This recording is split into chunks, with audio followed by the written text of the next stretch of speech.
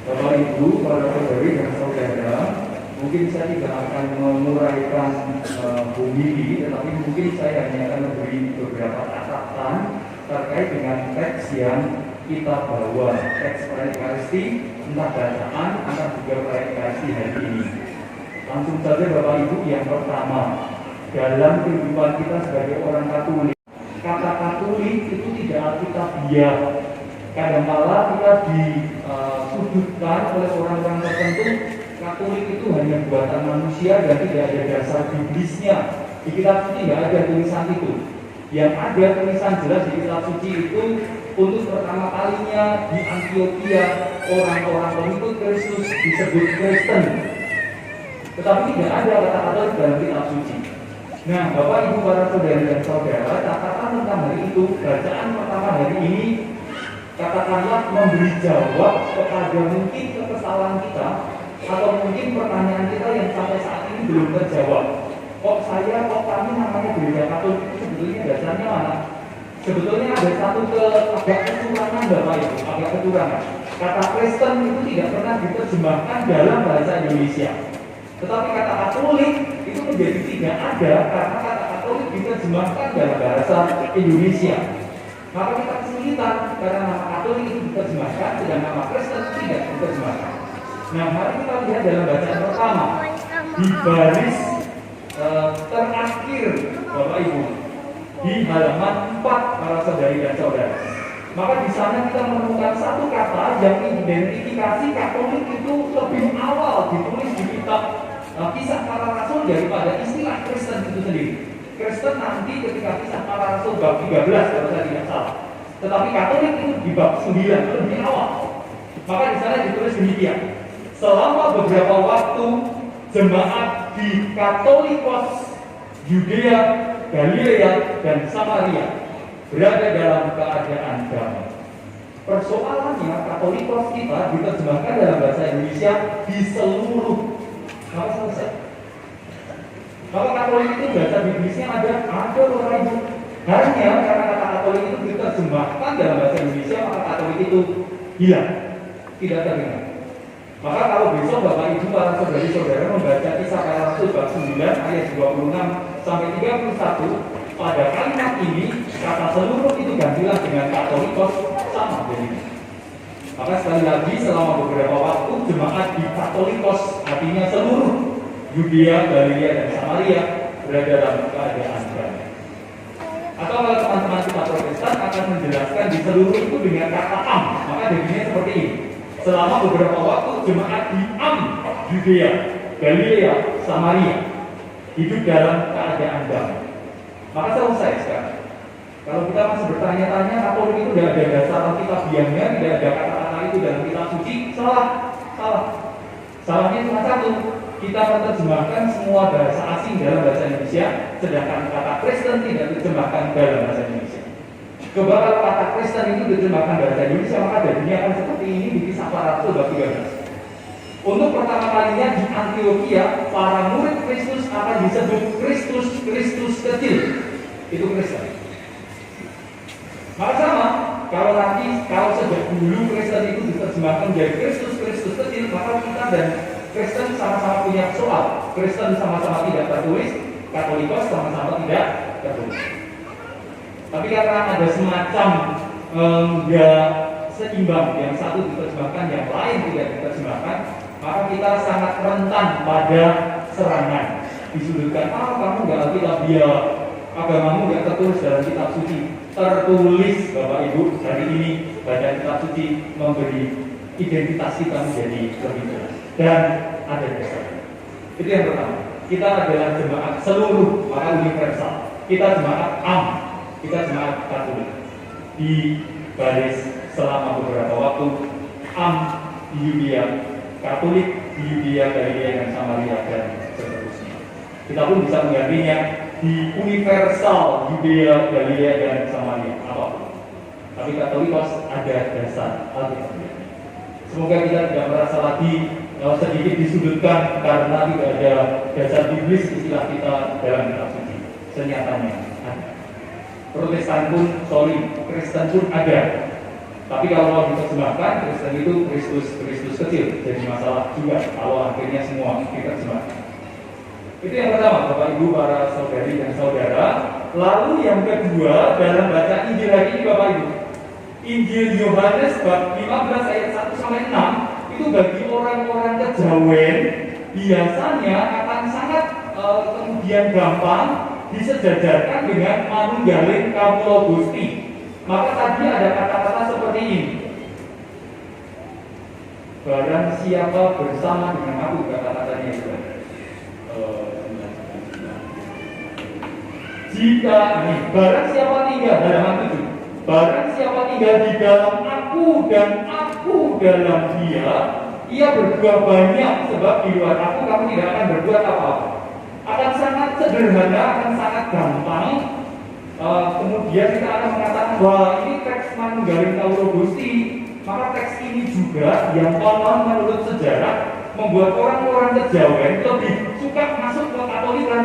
Mengapa? Karena ada ayat ini. Jika kamu tinggal dalam aku dan aku dalam kamu, maka kita akan jadi satu, lalu kita akan berbuat banyak. Oh, ini manunggaling kawula Gusti. Enggak, Bapak Ibu, enggak. Maka mari kita hayati sekali lagi kata-katanya begini.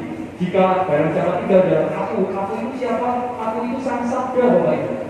Maka jika Sang Sabda ada pada dirimu, jika Sabda itu ada dalam dirimu, dan kamu tinggal dalam Sabda, maka kita jadi satu, maka kamu berdua. Maka bacaan ini tidak bicara tentang manunggaling kawula Gusti, tetapi pertama-tama bicara tentang kalau kita hidup berdasar Sabda, kalau kita mendengar Sabda, kalau kita membiarkan Sabda Tuhan tinggal dalam diri kita, maka kita akan berbuat sebagaimana yang Tuhan kersaki. Itu gagasan dalam Injil Yohanes. Maka aku itu bukan aku Tuhan lalu aku masuk, Anda masuk dalam aku, bukan. Tetapi gagasannya kalau Sang Sabda itu diberi tempat, kalau Sabda Tuhan itu diberi tempat dalam hati kita membaca Sabda, merenungkan Sabda. Besok dari Rabu kita masuk bulan Maria. Maka kata-kata Maria yang selalu kita kenal senantiasa menyimpan segala sesuatu, juga menyimpan Sabda dalam dirinya dan merenungkannya, maka sama. Jadi tidak manunggaling kawula Gusti, tetapi pertama-tama kita diajak memberi tempat Sabda dalam kehidupan kita setiap hari. Maka kalau saya memberi tempat Sabda pada diri saya, akan dengan Sabda, maka pekerjaan saya pasti akan diinspirasi oleh Sabda. Hidup saya dimotivasi oleh Sabda. Maka apa yang dikatakan Tuhan akan menjadi spiritualitas dalam hidup kita setiap hari. Maka kalau katakanlah Sabda itu menulis atau Sabda mengatakan tentang mengasihi, maka hidup kita akan penuh dengan kasih. Kalau Sabda itu mengatakan jangan takut, maka hidup kita tidak akan takut-takut. Kalau Sabda mengatakan bekerja untuk sesuatu yang tidak binasa, maka kita akan mencari sesuatu yang lebih kekal. Maka gagasannya, mari kita membiarkan Sabda tinggal dalam hati kita masing-masing. Jadi yang kedua, catatan untuk Injil Yohanes. Nah, sekarang catatan yang ketiga, Bapak Ibu, yang terakhir, catatan tentang Ekaristi. Nah, catatan tentang Ekaristi, Bapak Ibu, yang pertama ada beberapa menarik untuk kita bagikan supaya kita tidak kalah sekali lagi dengan anak-anak yang persiapan komuni pertama ini.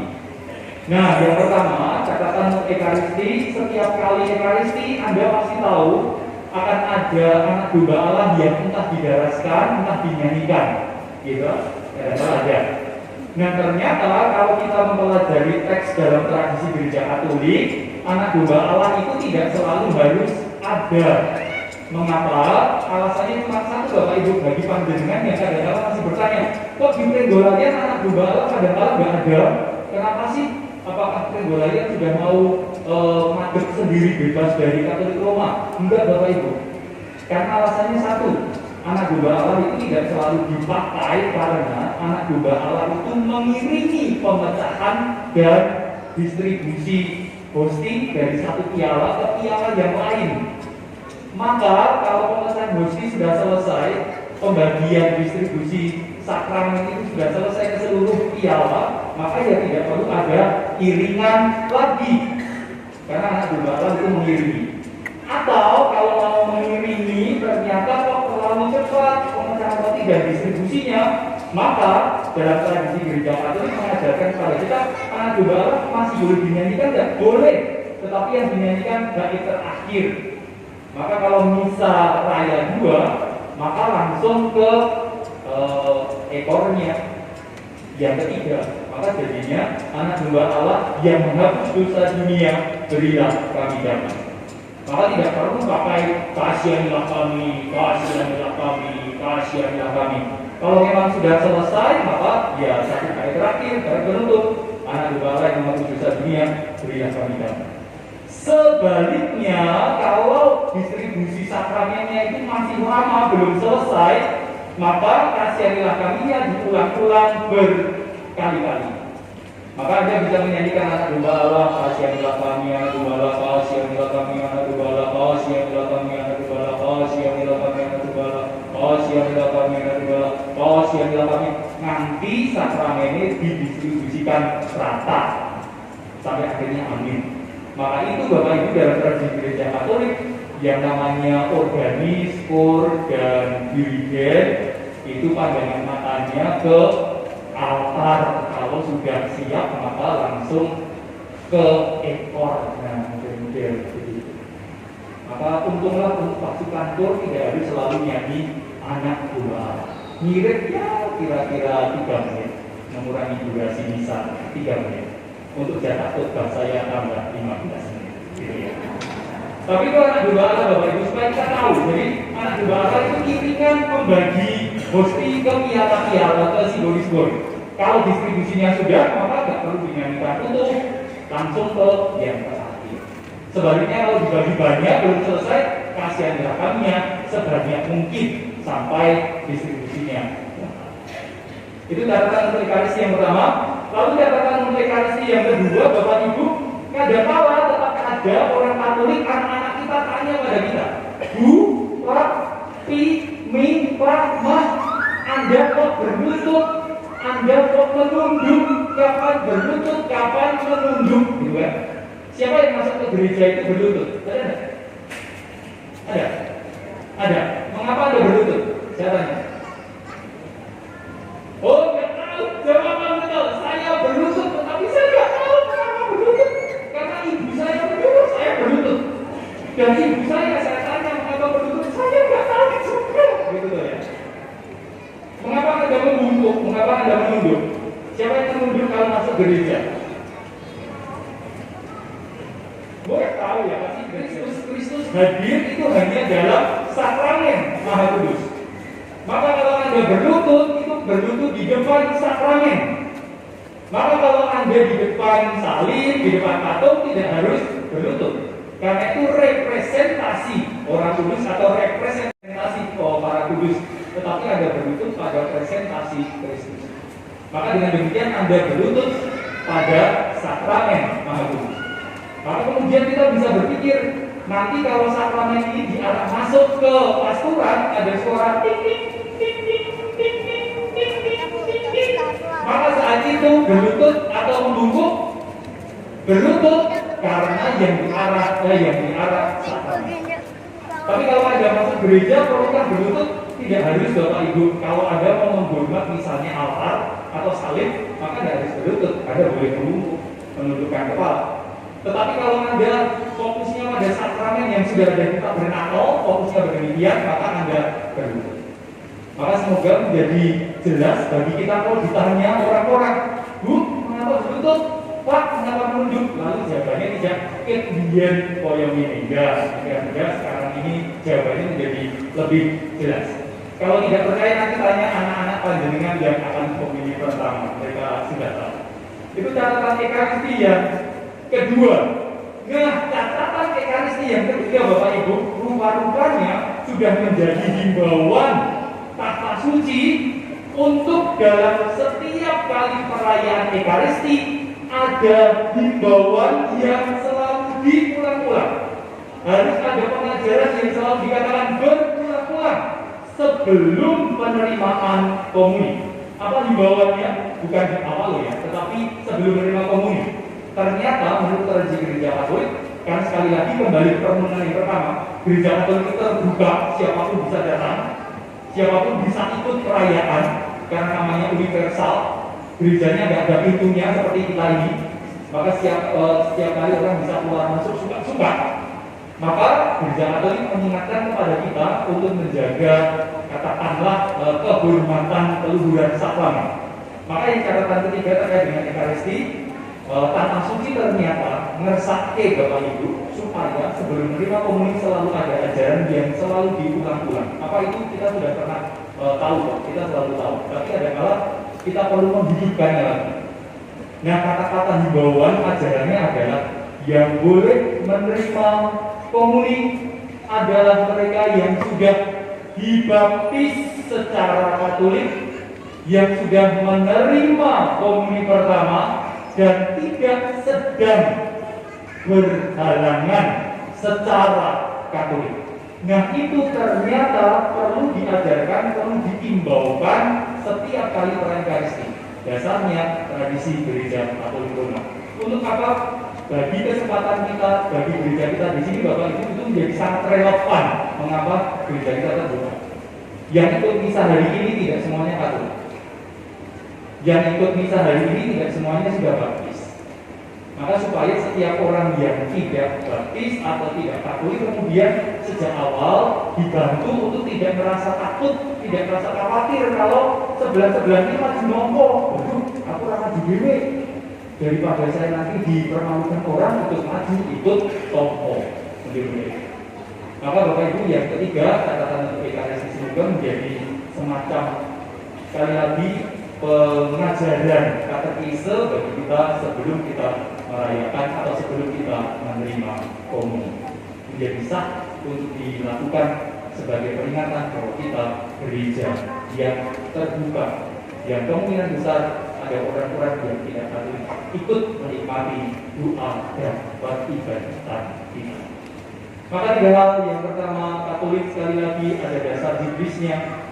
Persoalannya menjadi jelas, satu diterjemahkan, yang lain tidak diterjemahkan.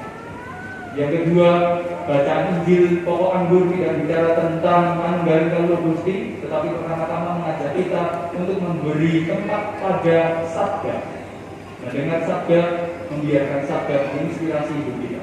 Lalu yang ketiga, semoga tiga catatan tentang Ekaristi. Yang pertama tentang apa tadi, anak domba.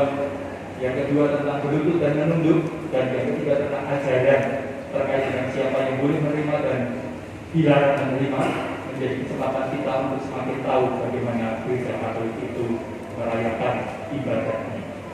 Nama Tuhan dimuliakan kini dan sepanjang segala